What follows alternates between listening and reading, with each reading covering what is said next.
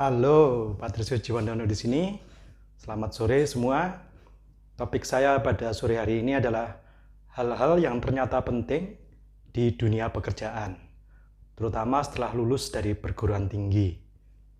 Nah, sebenarnya topik ini saya sarikan dari keikutsertaan saya dalam webinar yang diselenggarakan oleh beberapa fakultas di Universitas Majung. Tadi pagi saya mengikuti selama 2 jam penuh webinar yang diselenggarakan oleh Fakultas Bahasa dan Seni. Dan beberapa waktu sebelumnya saya juga sempat melihat hasil dari webinar ataupun forum group discussion dari Prodi Manajemen dan Prodi Teknik Industri. Nah, dari beberapa sesi tadi itu, saya menyimpulkan ada hal-hal yang ternyata penting di dalam dunia pekerjaan. Ketika mahasiswa menekuni kuliahnya, bergulat dengan kehidupan akademisnya, hal-hal ini tidak terasa penting atau bahkan tidak terasa ada manfaatnya. Tapi ketika setelah lulus dan mereka menghadapi dunia kerja, nah baru terasa pentingnya hal-hal yang nanti akan saya ulas sebentar lagi ini. Ya, jadi sesi webinar tadi siang, itu menyajikan beberapa orang lulusan yang menceritakan kehidupannya setelah lulus dari perguruan tinggi, kemudian bekerja. Nah, yang pertama sekali adalah kemampuan untuk membaca orang lain, kemampuan untuk membaca perilaku orang lain. Bukan hanya lewat apa yang dikatakannya secara eksplisit, tapi juga lewat bahasa tubuhnya. Ya, ini perlu kepekaan tersendiri. Dan menurut lulusan ini, itu penting untuk seseorang yang berkarir di dunia kerja dan menghadapi berbagai banyak orang dengan sifatnya masing-masing. Jadi kemampuan untuk membaca orang lain, kemampuan untuk memahami perasaan orang lain, kemampuan untuk berempati dengan orang lain, itu ternyata penting. Nah, kemudian para dosen kemudian bisa merefleksikan sendiri ya, kira-kira kita di perguruan tinggi gimana ya, sudah atau belum menguatkan kemampuan untuk empati ini, menguatkan kemampuan untuk membaca perasaan orang lain. Ya, lepas dari itu, apakah itu merupakan kurikulum yang eksplisit atau hidden kurikulum melalui pendidikan karakter, melalui organisasi kemahasiswaan, melalui berbagai kegiatan sosial lainnya. Tapi yang jelas lulusan ini mengatakan itu satu hal yang penting. Ya, membaca perilaku orang lain, menyelami perasaan orang lain. Ya.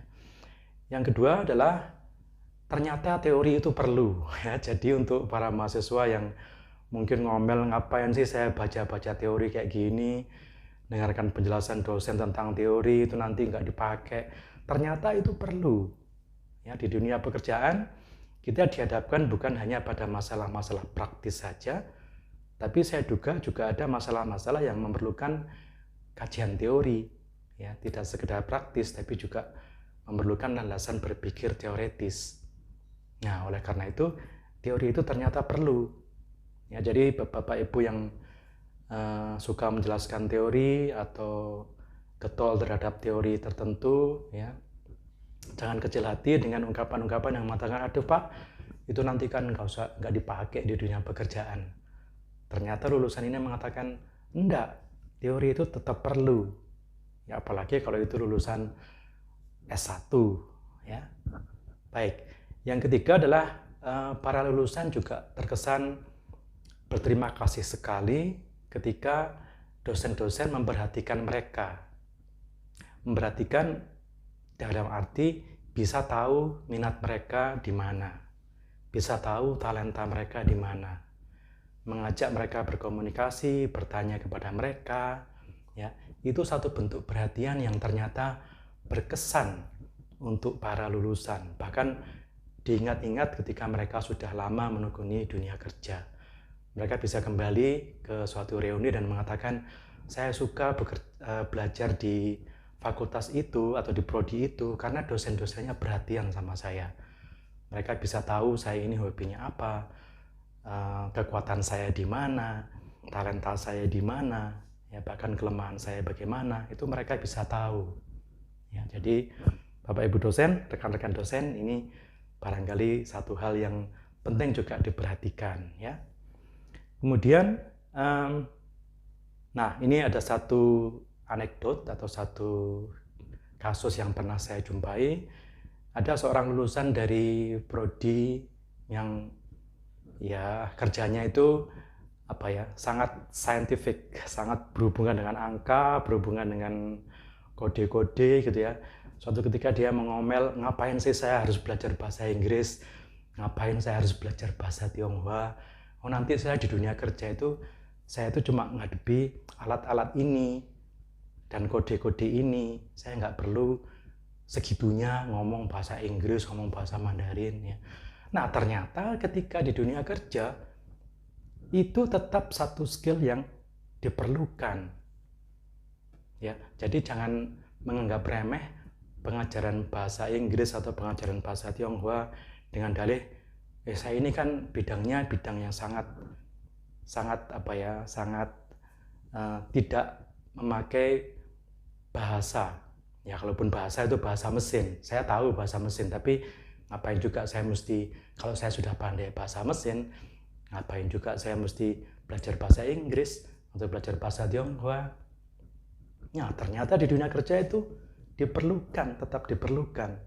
Ya saya sendiri bukan dari bidang itu, tapi bisa saya bayangkan, misalnya saya dari bidang yang sangat scientific tadi, ya kemudian harus menerangkan kepada seorang pelanggan yang hanya bisa berbahasa Tionghoa.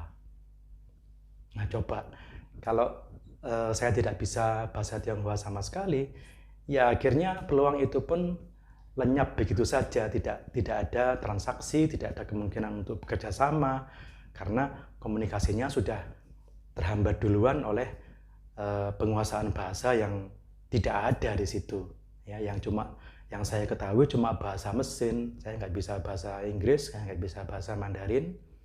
Ya terus bagaimana orang mau tahu apa yang saya punya, apa yang bisa saya tawarkan, ya kan? Oke, jadi penguasaan bahasa asing itu Inggris, Mandarin, atau mungkin nanti Jerman, ya atau mungkin bahasa-bahasa lain, bahasa Arab mungkin ya, itu penting, ya karena itu adalah sarana komunikasi antar manusia. Ya, oke. Kemudian yang berikutnya adalah bahwa komunikasi atau keterampilan komunikasi itu penting. Ini menjadi sesuatu yang krusial karena di zaman ini sekalipun kita punya lebih banyak sarana komunikasi yang canggih, ya, tetapi ternyata intensitas komunikasi maupun gaya komunikasi kita ternyata mengalami kemunduran, ya kan? Kalau orang sudah terbiasa texting, maka ketika dia menghadapi orang lain itu diperlakukan seperti ketika dia texting. Akibatnya terjadilah ketersinggungan di sana sini karena kamu kok bahasanya kayak gitu. Ada orang lagi mengatakan, waduh kamu kok sensi sekali, saya bilang gitu aja udah tersinggung ya. Nah ternyata kecakapan komunikasi ini penting, ya, basa-basi itu penting, ungkapan yang membuat orang lain terhibur atau merasa dihargai itu penting juga, ya, dan itu ternyata berguna, itu dibutuhkan dan berguna di dalam dunia karir apapun itu bidangnya. Ya, demikian itu salah satu pengakuan dari salah satu lulusan yang sempat saya rekam di acara-acara tersebut. Ya. Nah, jadi ada 5 hal, ya, mulai dari empati, kemampuan untuk membaca orang lain, kemampuan untuk memahami perasaan orang lain, kemampuan teori atau setidaknya wawasan teoritis terhadap suatu gejala, itu juga penting. Kemudian yang ketiga, sebagai guru, sebagai dosen, kita layaknya juga harus memperhatikan mahasiswa. Mahasiswa tidak hanya diperlakukan sebagai angka, oh sekian ratus maharu, ya. Setelah itu kemudian diajar dengan pendekatan yang tidak personal, kemudian dinilai, selesai begitu saja, ya. Bukan seperti itu yang mereka harapkan, ya. Kemudian penguasaan bahasa asing itu sebenarnya juga penting, ya. Kemudian yang terakhir adalah komunikasi, itu ternyata juga penting. Bagaimana kita berkomunikasi, bagaimana kita menyampaikan pesan secara efektif, secara tepat, tanpa melukai orang lain, ya. Itu juga ternyata satu seni yang harus kita terus-menerus kembangkan. Oke, ada satu lagi, ya katakanlah ini bonus ya. 2 hari yang lalu saya berwawancara dengan 2 orang gamer, ya. Gamer tahu ya, orang yang suka main game. Ya sekarang kayaknya itu di mana-mana ya, generasi Z ini suka sekali main game, ya. Bahkan sampai ada istilah gamification, hal-hal yang sebenarnya bukan game, tapi kemudian ditambahkan dengan unsur game, ya, supaya menjadi makin menarik, ya. Nah, satu pertanyaan yang saya ajukan kepada kedua gamer ini adalah bagaimana mengatasi kecanduan game. Kemudian mereka mengatakan satu jawaban yang membuat saya agak terkesima. Mereka mengatakan, kami perlu bantuan orang lain, Pak. Ya. Jadi saya tidak bisa mengendalikan diri saya sendiri untuk bisa sepenuhnya mengendalikan keinginan saya untuk terus-menerus main game. Ya kalau dituruti sih kepinginnya main terus, ya tapi saya perlu bantuan orang lain untuk mengingatkan saya, untuk mengendalikan saya, untuk mengatakan kepada saya, kamu sudah main game terlalu banyak, terlalu lama, sudah waktunya untuk berhenti. Nah itu ternyata mereka membutuhkan bantuan orang lain untuk menghentikan kesenangannya bermain game ini yang kalau tidak dikendalikan memang menjadi kecanduan. Dan kalau sudah kecanduan ya celaka 13, ya kan? Oke. Demikian yang bisa saya sampaikan, para pemirsa sekalian. Seperti biasa, saya yakin Anda sudah tersesat ke channel ini ya.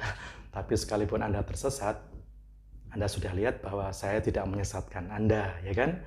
Semoga ceramah saya ini menginspirasi Anda, membawa Anda pada pemikiran dan wawasan yang lebih baik. Silakan di-sharingkan, silakan didebatkan, ya. Oke, salam sejahtera buat semua. Stay safe, stay healthy. Sampai jumpa lagi di episode berikutnya. Salam.